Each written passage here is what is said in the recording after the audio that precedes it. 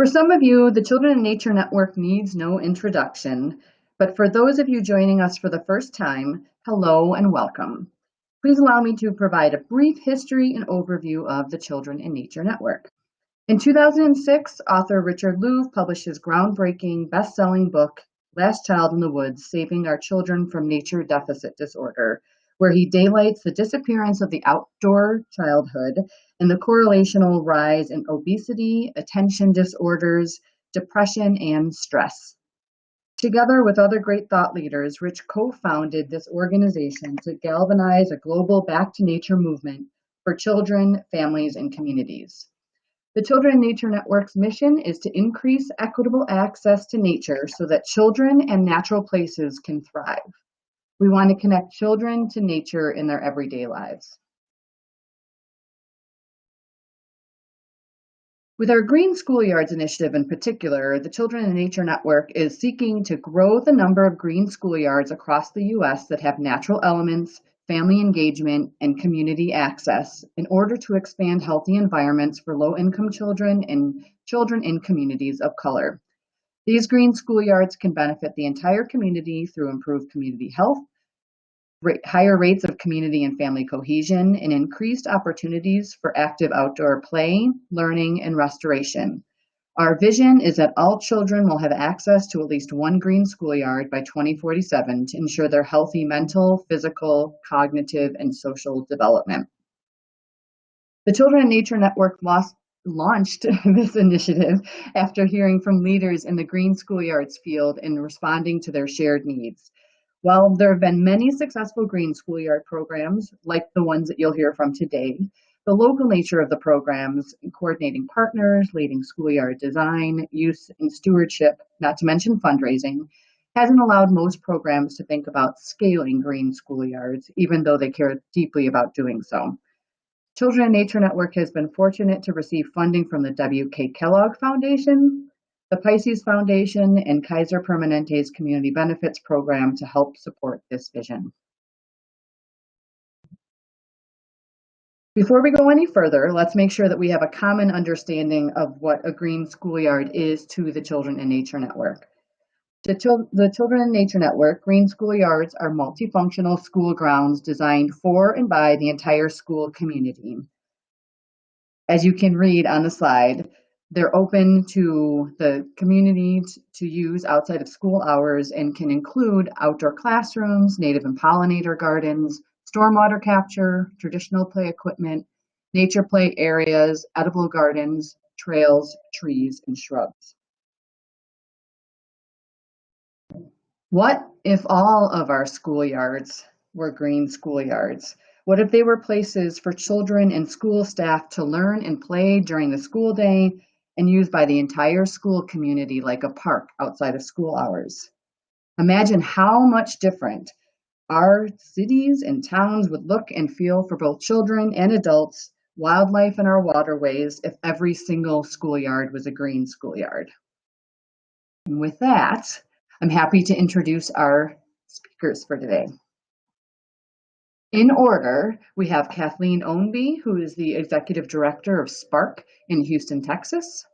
Lois Brink, who has many hats, but includes the Big Sandbox and Learning Landscapes, and we'll be hearing about Learning Landscapes with Denver, Colorado today. And Meg Kelly from Space to Grow and Healthy Schools campaign in Chicago. And with that, take it away, Kathleen.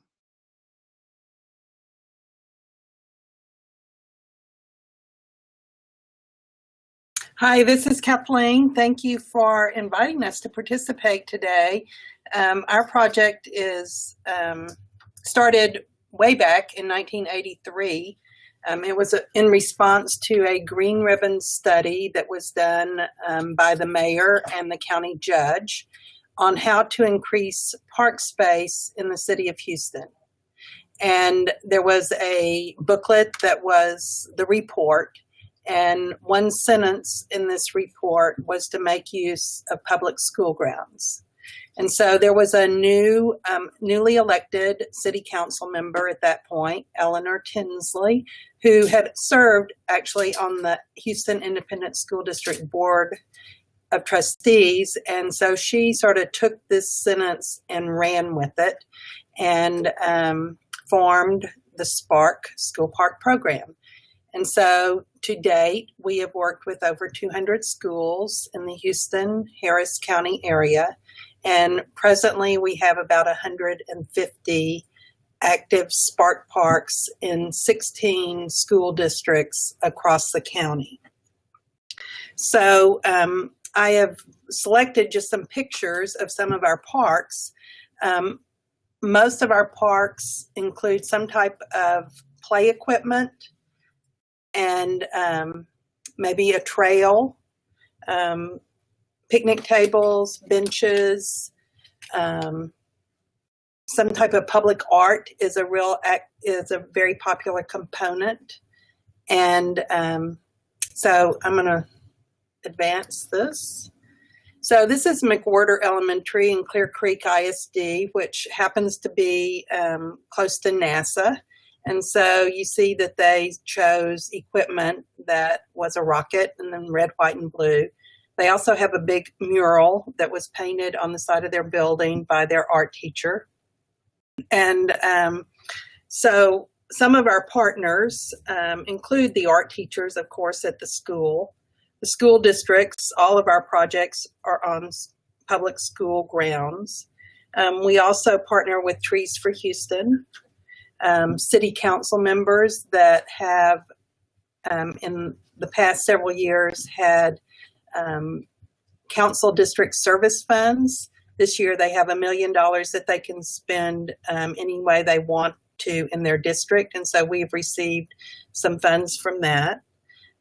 We also work with Urban Harvest, a local nonprofit that helps us with any gardens. Part of our main funding for a number of the low-income neighborhood schools has always been community development block grant funds. And so we use these funds when a school with census data information has 51% or more of its half-mile radius around the school low to moderate income level. And so oftentimes, of course, census data is old, but we have effectively used this funding at probably 3/4 of the schools that we have done. I'm showing you a picture now of a project that we just dedicated in November. It's the Mandarin Immersion Magnet School. And so we actually went to a playground manufacturer, Landscape Structures, and we had a contest actually between 3 vendors to come up with playground equipment with a Chinese theme. And so this park is right next to the Galleria, if you've been to Houston, shopping area. And so this school actually wanted a welcoming site in front of their school where the community would feel welcome at their school. And they really did a great job. This school actually, we give every school a goal of raising $5,000. This school actually raised $275,000 for their park. We worked with Urban Harvest on the selection of some Chinese fruit trees, and this is a very successful new park that we have done. This is Valley Oaks Elementary and Spring Branch ISD. You see the playground equipment in the back. It also has a trail, has beautiful trees, and then this art component, which is a seating bench near the entry to their park. Each child at the school made a tile that is on display. And I really love our idea of putting public art in our parks. It's a way that the students can leave their mark on the park with that not being graffiti. In 2001, we actually came up with the idea of doing a calendar highlighting our public art components. And so each year, the first year we printed 5,000 of these and gave them away. We are currently printing 15,000 each year and giving them away. to mainly the schools, the 12 schools that are in the calendar featured, but then also to our contributors, and this acts as our annual report. This is Mark Twain Elementary. This was a project that we dedicated in November. It was actually a Respark project. When a school has been in our program for 10 years, they can come back to us and ask that we respark them and update them. And so we did that. And this school community just raised $700 and some odd thousand for their park. It's called Huckleberry Park. This is a project that we did in A-Leaf ISD. The art component might take on the mascot of the school, which it did in this case, the red birds. And you can see on the columns at the entry to the park, student tiles that were made. There's a trail that goes around the park, as well as benches. And I think that since obesity is a big issue, problem in Houston and other places, I really encourage schoolyards to have some kind of trail where you can have walking and the community, families coming together to use the park.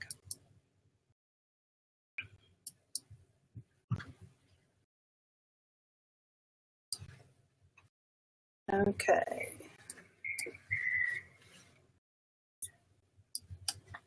So I'm having trouble advancing this slide. There we go. This is Roberts Elementary, also another one of our Respark projects. They worked very effectively in the community raising funds, but they also worked with their art teacher on several different art projects. Other partners to our funding are management districts. Architects certainly play a big part in our overall program. We use sometimes volunteer architects or landscape architects, and other times we pay for those. We also work with a group called Earthshare of Texas, which is a payroll deduction plan. It's a national organization, and then there's a chapter in Texas, and we are a member of that. This is Pine Shadows Elementary, and a picture of one of our outdoor classrooms, as well as play equipment, and this also has trails and picnic tables and benches.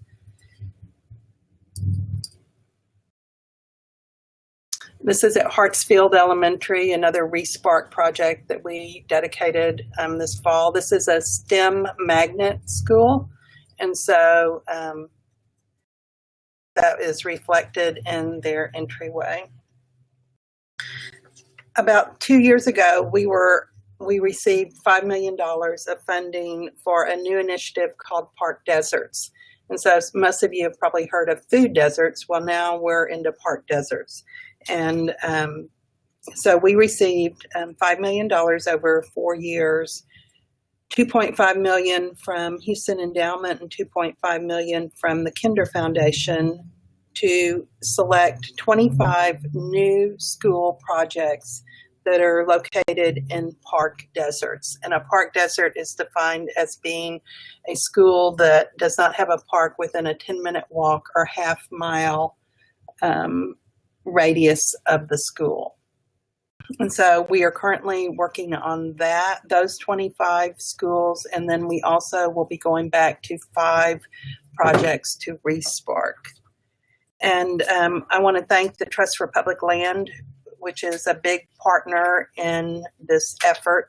They actually surveyed all of city parks, county parks, and Spark parks to get us a map of where we have green spaces and brown spaces and need parks to alleviate park deserts.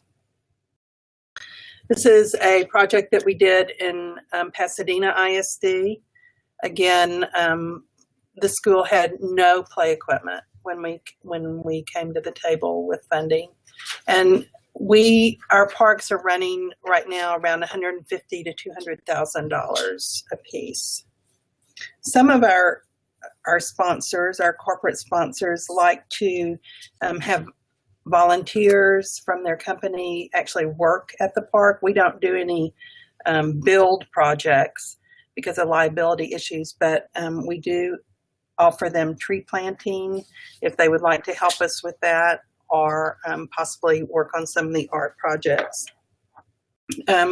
We have also worked with Boy Scout Eagle projects.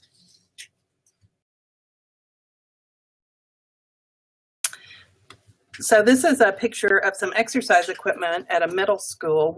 Most of our projects are at elementary schools, but we have done some middle schools and some high schools. And so anyway, I am looking forward to your questions of how you might do something similar to Spark in your neighborhood.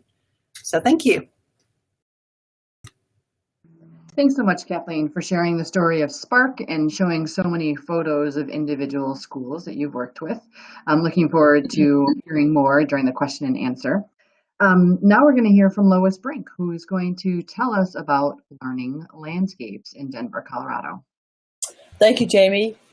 My little 10-minute spiel here will be about how we scaled learning landscapes. We think that would be of interest to everybody. So I just thought I would start off with some key points that where this came about. Back in 2000, or actually prior to that, 1998, we developed our first school. We used that as a catalyst to get the city of Denver involved, and came up with $1 million to start 6 schools. With that, we created an alliance, public-private partnership, that looked at building 22 learning landscapes at a cost of $10.6 million. From there, we're able to, in 2003, scale this to a general obligation bond. In 2008-09, we were able to complete all of the elementary schools in Denver. That was about a $40 million effort. So now I have to make sure I can change my slide, and it's not letting me. There it goes.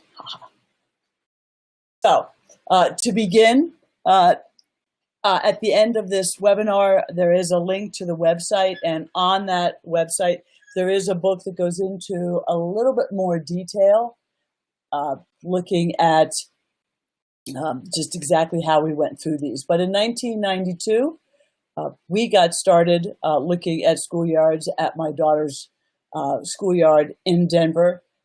At that time, and I still am a professor of landscape architecture, so a key piece of what we did in Denver was to enlist the graduate program of landscape architecture and planning to be part of this movement. At first, it was very much a grassroots effort, but this was when we really started to coin the idea of a learning landscape that really looked at schoolyards as not only an outdoor space for physical activity, but also for learning and a civic space for the community at large.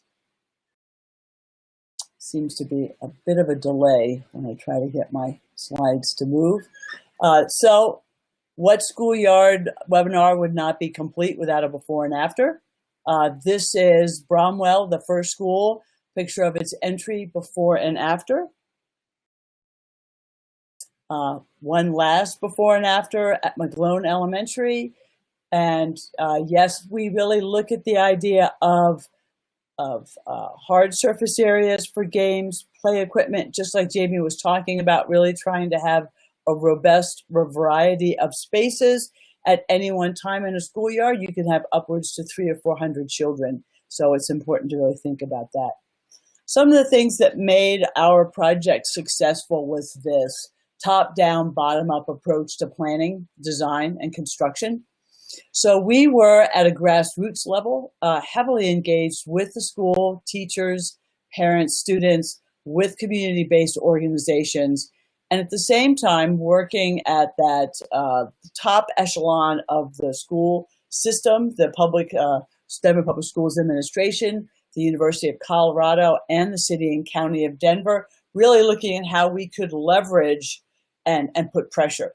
Community groups and parents were able to provide political pressure on the entities that would respond best to that. So we really found that that was what I call the beans and rice of how to scale a project. The students and using an educational format was great. I had a trilogy of courses that I taught. I had students who would help develop master plans for all 96 schoolyards. That really started to get people excited, started to get everyone to understand what might these costs be. We were also then to be able to have the students actually get involved in design build projects, as well as design studio projects. So we finished the first one, Bromwell, as I mentioned, and then started to sort of think about how do we scale this model? And in doing that, we created the Learning Landscape Alliance. And this was a mechanism to systematically expand these play spaces, particularly in underserved communities within Denver. And we created this sort of entrepreneurial public-private partnership that really looked at taking this industrial crescent within Denver and seeing how we could raise $10.6 million and redevelop these 22 schoolyards. And this was very effective. It included no one entity paid more than 30% of the total cost. It was the city, it was the state lottery, and the schools, just like all, had pennies for the playground. So it very much was this large community effort. And a big piece of it was volunteerism. This is a quote from one of the principals: building the playground generated increased parental involvement by providing a non-threatening opportunity for parents to help build the school. These schoolyards, particularly in a lot of our schools where we have upwards of 70 to 80% parents who are English language learners, this was a way that everybody could come together and really build and have a sense of community. And the funders loved that. So with the successful completion of that first wave of schools through the Alliance, we were really ready to work with the school district and see how we could scale this in a larger format. That whole grassroots movement and that approach, basically the whole city started to find out that these schoolyards are being redeveloped. And so it became pretty easy for us in 2003 to go after a general obligation bond for the district and to include the improvement of these learning landscapes. And please keep in mind, when we built the second learning landscape, there had never been a memorandum of understanding, or the school district neither trusted each other. So a lot of the work that we were doing was really groundbreaking at that time, back in 2000, of bringing these two entities together. So with this first general obligation bond, it only paid for half of those schoolyards. It was, however, a several $100 million bond, and yet redeveloping the schoolyards was in the top 5 most desirable elements of the schoolyard. So suddenly this district realized that it really had to reach out to its voters. We were then able to, in 2008, back when the sky fell and financially everyone was stressed and strapped, we still were able to get a 60% approval rating on a general obligation bond to complete the remaining learning landscapes. Denver is a city where at that time, 60% of the voters had no school-age children. So interestingly enough, everyone still saw this as civic spaces. These were important spaces. The school district had to keep them open to the public. So it really did find a way to make this become an integral part of the schoolyards. So 2012 rolls around. We have then gone through both bond projects. We have completed 96 schoolyards. And so our next steps were really, how do you sustain this? How do you, after spending $45, $50 million, how do you keep this going? So some of the things that we started doing, one was looking at agriculture. We started a project, one with the kitchen community in their learning gardens. We helped them develop their first one here at one of our learning landscapes. We also started to work with the food and nutrition services within the school district. They now have farms and they grow their own food on their sites. They have been working at really starting to look at how do we increase this. We have gardens where children are able to sell their produce to their cafeteria. So really starting to look at some of those items holistically. Some of the other things that we're starting to do is also we've created a Learning Landscapes activity toolkit. One of the things that we found was that PE teachers and a lot of people really didn't know how to take advantage of the elements that they had in their schoolyard. So how do we really help them with that?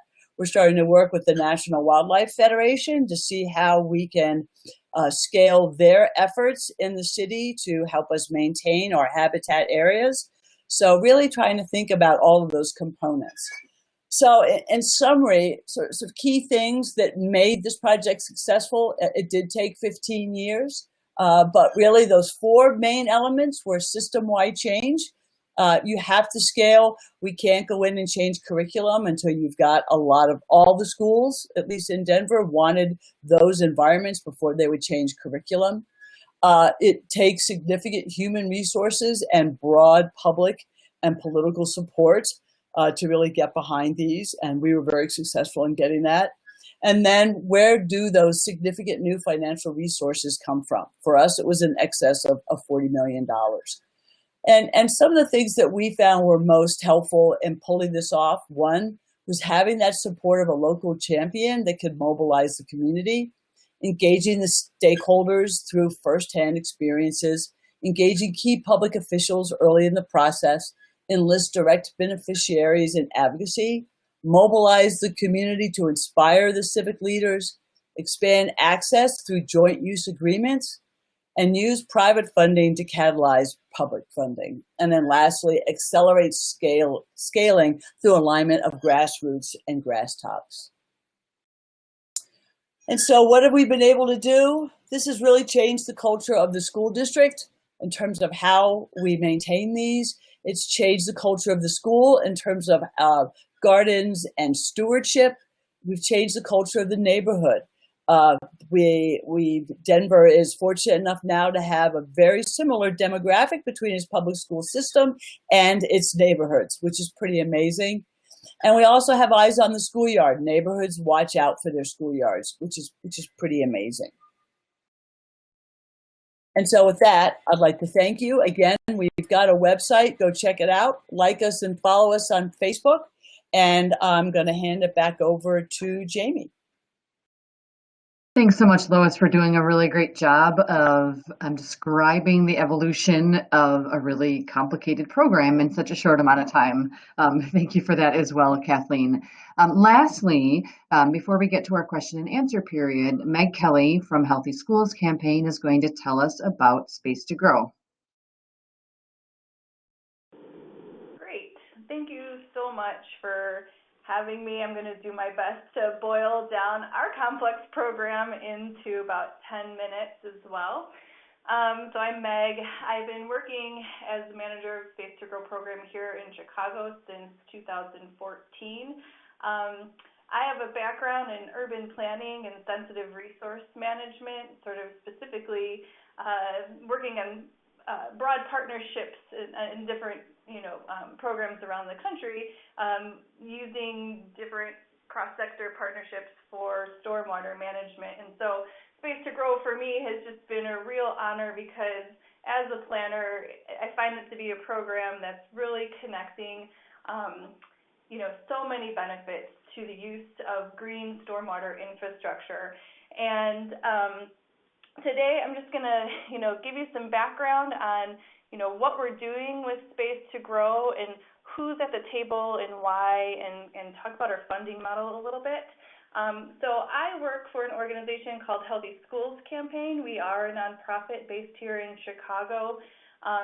working under this common sense notion that healthy students are better learners and health and wellness should be incorporated into every aspect of the school experience. And so our work is done in a number of ways, including advocating for policy changes at the local, state, national level to support healthy school environments.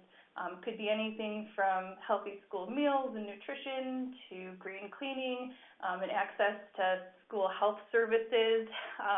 Here in Chicago, we have a very special focus on working with our school district here, Chicago Public Schools, to implement those policy changes. So we do that by supporting principals and teachers with professional development to help make their changes, responding to those wellness initiatives, and we're also engaging and empowering parents to make healthy decisions and choices for their kids.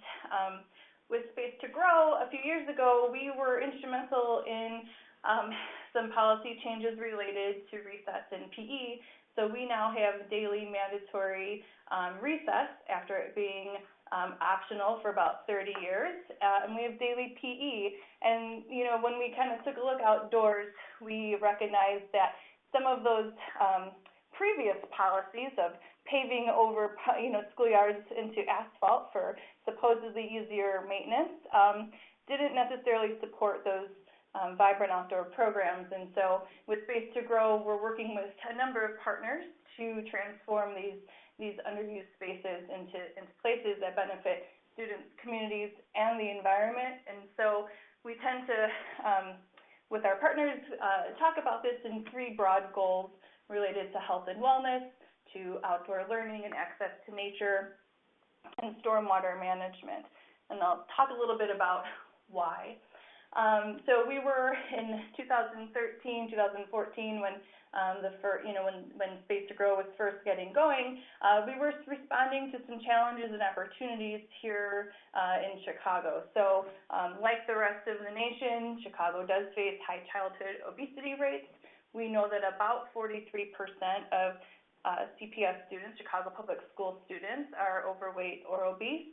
And we also know that despite our really wonderful park system and green spaces here, they are distributed inequitably throughout the city. And so our low-income communities and our communities of color tend to have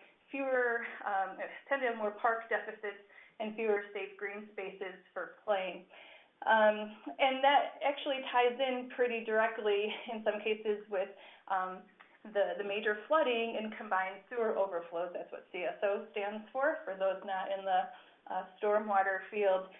But we have a combined sewer system here in Chicago, meaning all of our wastewater and stormwater goes to the same place. And with heavier storms coming year after year, that means that a lot of times we're facing some neighborhood flooding issues where basements are backing up, and some of our waterways are being polluted as a result. And so we really needed to find ways to address these issues. So on the flip side, we do have very strong wellness policies here at the school district in Chicago. Chicago Public Schools has one of the strongest wellness policies out of urbanized school districts in the country. And we did have those recent changes with recess and PE. So our policy landscape was pretty ripe for a vibrant outdoor program. We also know that Chicago Public Schools is one of the largest public landowners of impermeable blacktop. So just parking lots, it doesn't include roofs or walkways and other spaces that have water just rushing straight off of them into the sewer system. And we were lucky enough to have a number of diverse partners at the table who are all looking at these issues and trying to figure out a way to solve them. And we sort of know that once you get many partners together, there's going to be many benefits and co-benefits that happen or that result. So all of the Space to Grow schoolyards here in Chicago are developed with surfaces that are designed to capture a significant amount of stormwater.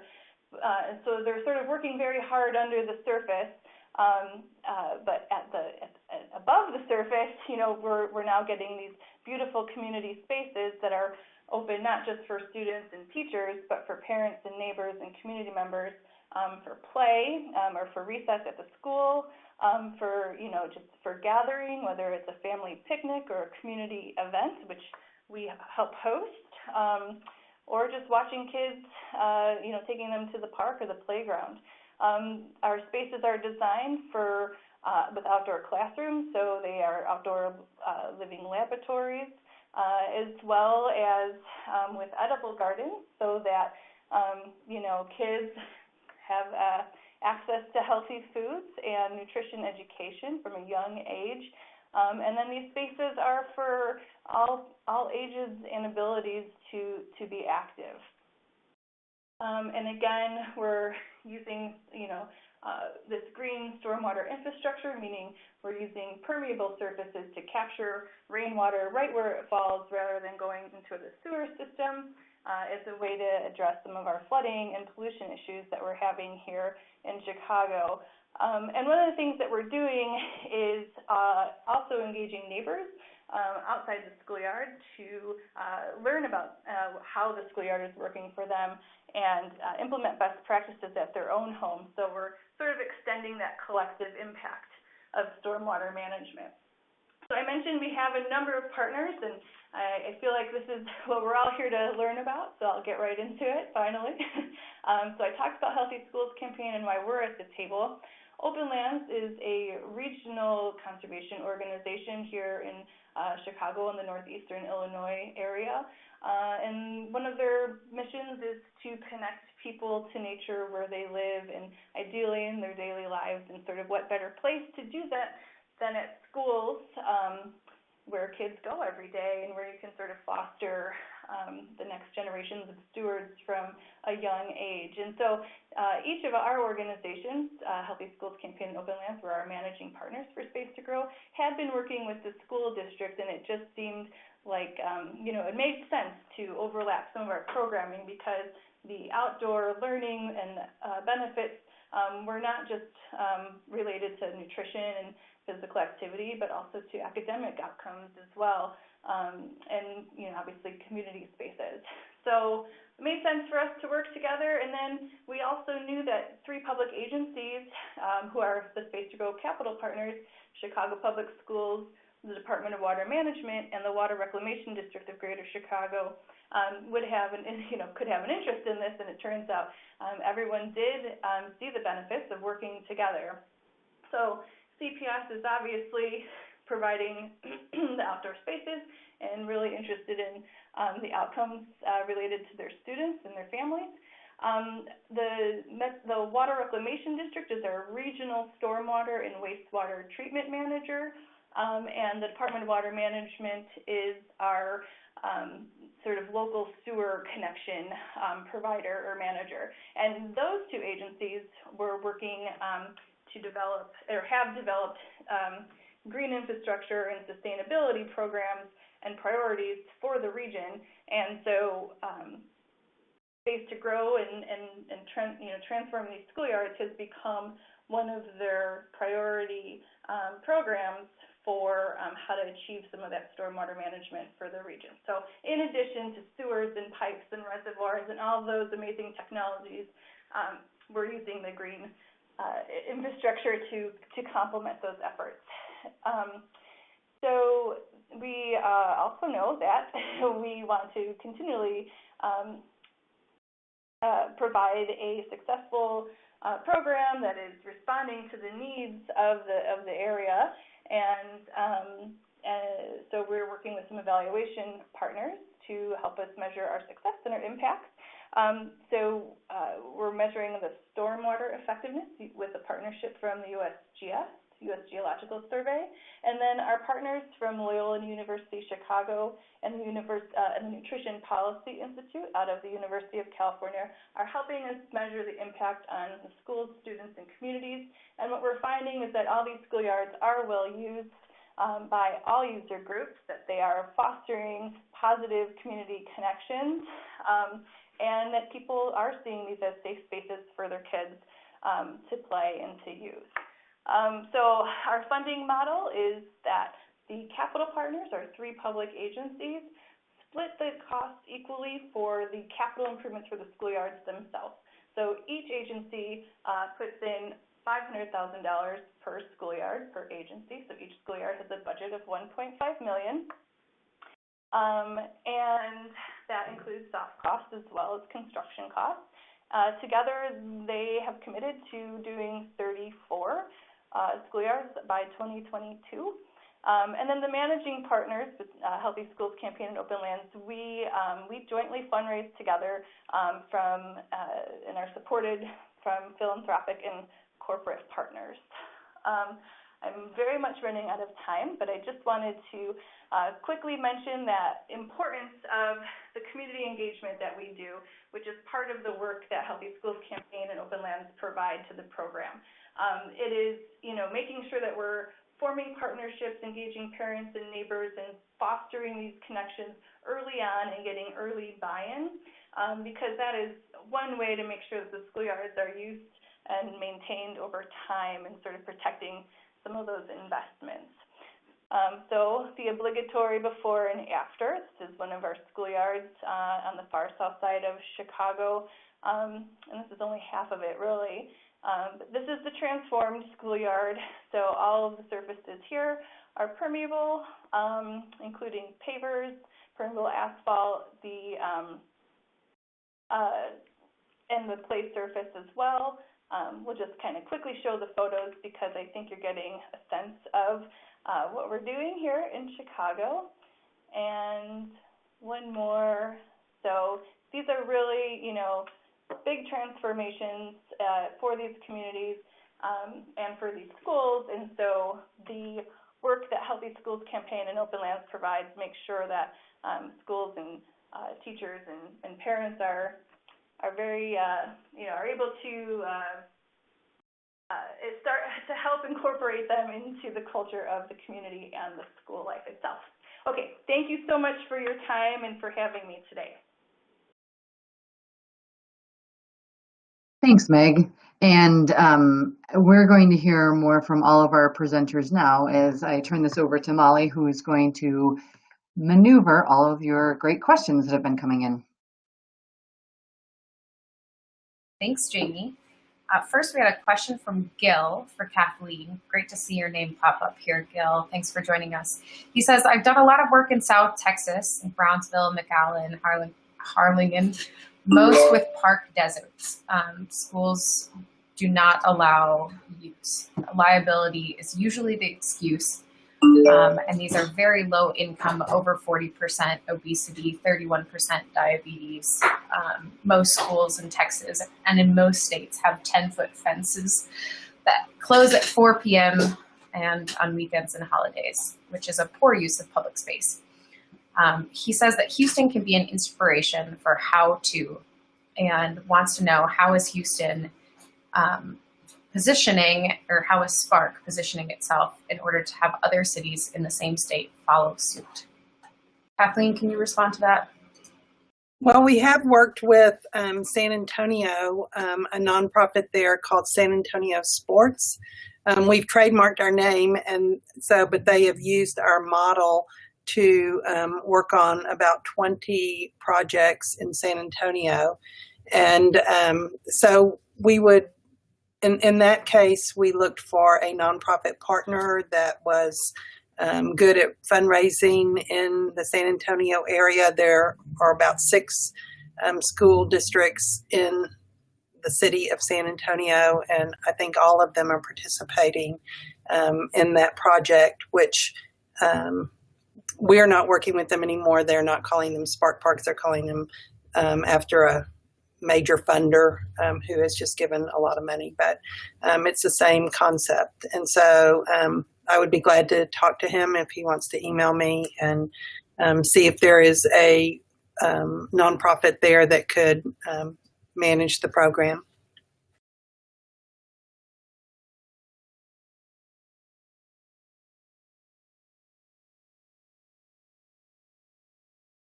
Great, thanks, Kathleen. We have several attendees that have asked why there isn't more nature play or nature scape in the presenters' slides. And I'm wondering if any of the presenters want to respond to why or why not that's integrated into your programs, understanding that, of course, the photos cannot depict everything that's going on in a particular schoolyard. Well, and as a landscape architect, I'm happy to talk a little bit about that. It's hard, given 10 minutes and trying to talk about how you structure this, how you increase capacity, to not try to kind of drill down into each aspect.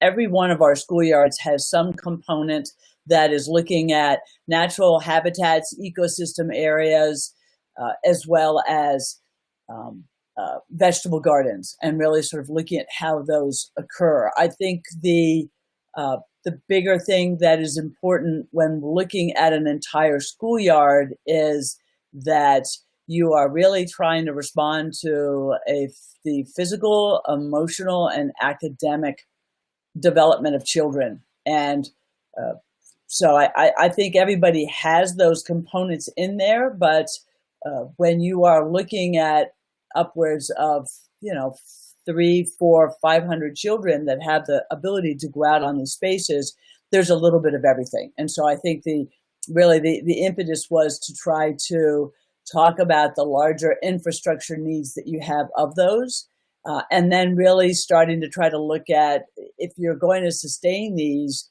how do you start to move in that direction? So it's, I think maybe, Jamie, we ought to have another webinar that just talks about Nature Play 101 and what's working currently and where we have to go for that. Thanks, Lois. Another question that continues to pop up here in the chat box, but also on many of our Green Schoolyards webinars, is the issue of liability for opening schoolyards after school hours. Can any of you respond to that? I'm thinking of you, Kathleen, but I'm wondering if any of the presenters want to respond to that directly.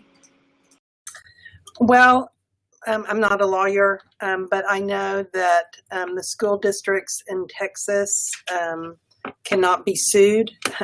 And so they have to, that our agreement with the school district is that they maintain the park. And so that's what they need to do. But if you go to a park and it's a city of Houston also, city parks. But if you go and you on a swing and you fall off and you break your arm, well, you cannot sue the city, or you can't do that at the school district also.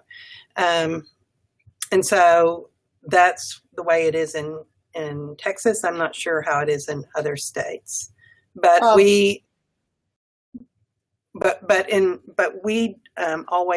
always have.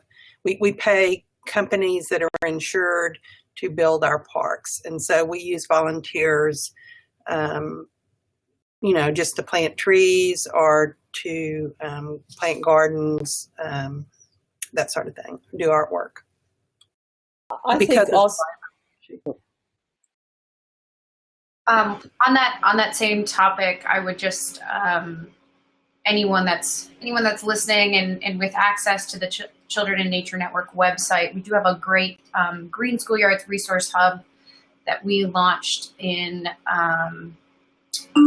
third quarter of last year, and it has a section about liability policy that would help to answer some of those questions, and we can share that in the follow-up as well. Question is related to. Can I actually interject for a moment? I think Lois wanted to chime in too about the liability from a different perspective. So yes, what we have found is that there is a trade-off, and there are studies that have done that show if you let the community use it and take care of it, that the whole broken window theory that I know in Denver, we found that there was less vandalism on the schoolyards when it had a greater level of community ownership. So moving away from that victim mentality to say, shared efficacy and shared responsibility can actually result in less liability issues. So there's a lot of information on that.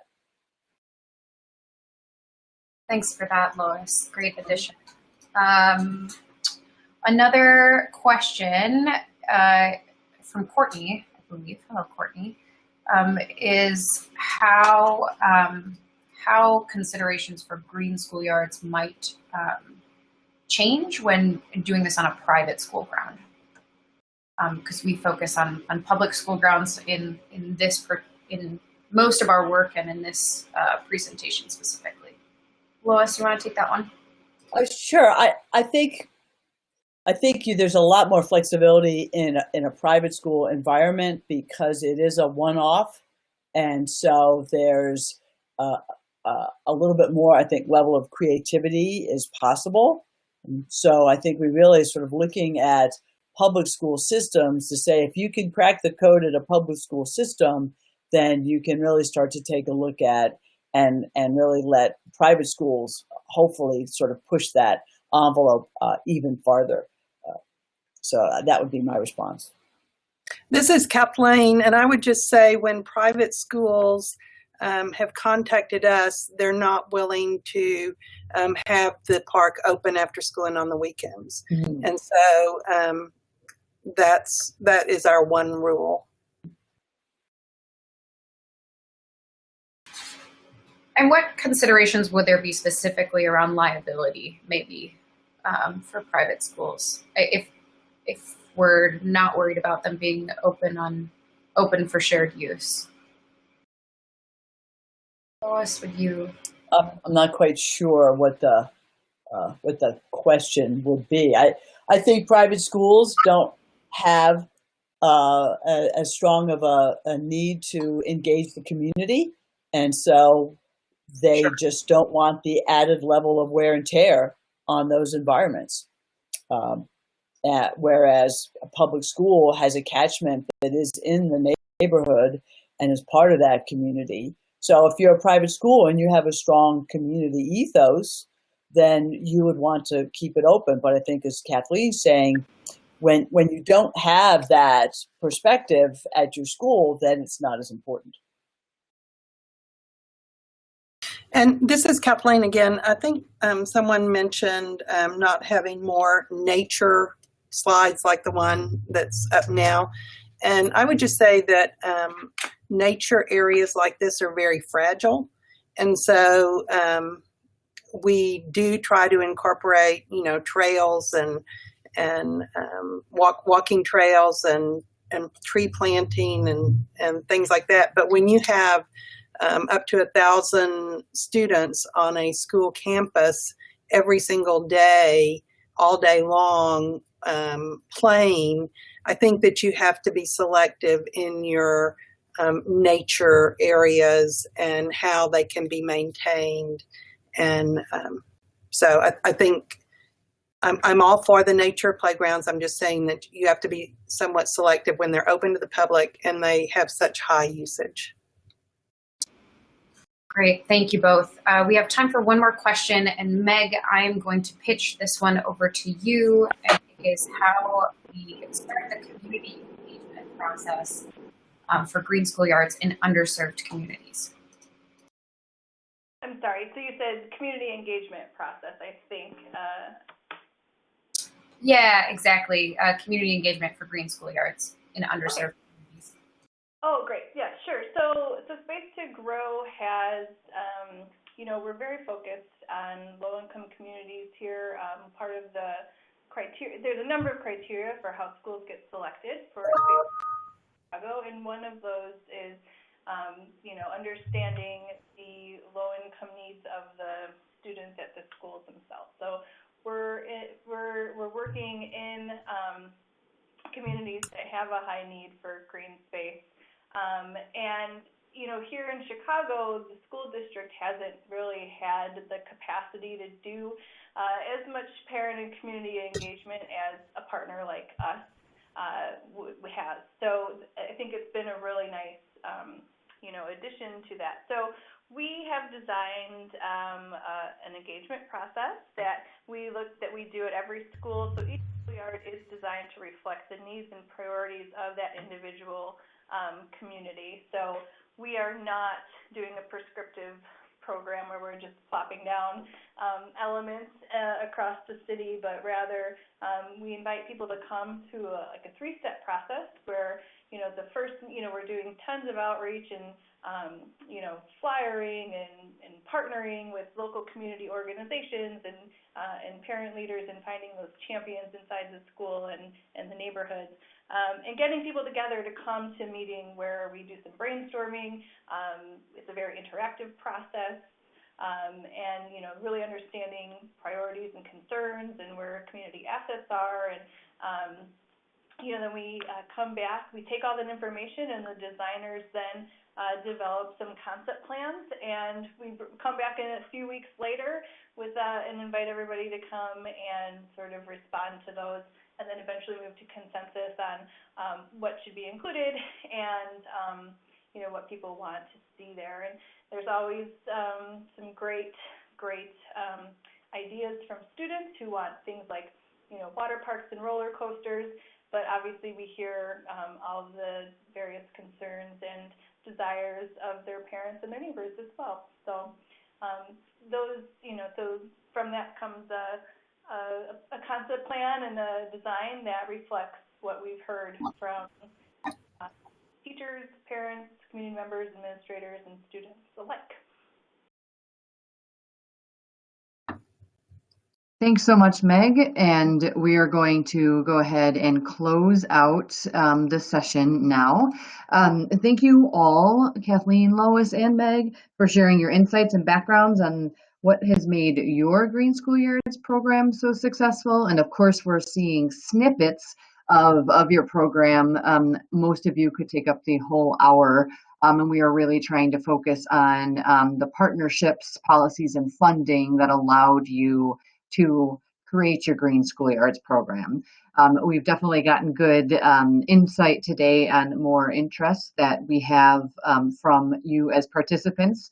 And I really thank you all for interacting so much with each other in the chat box. It's been great to see you sharing your own resources with each other and responding to each other. That's really fun.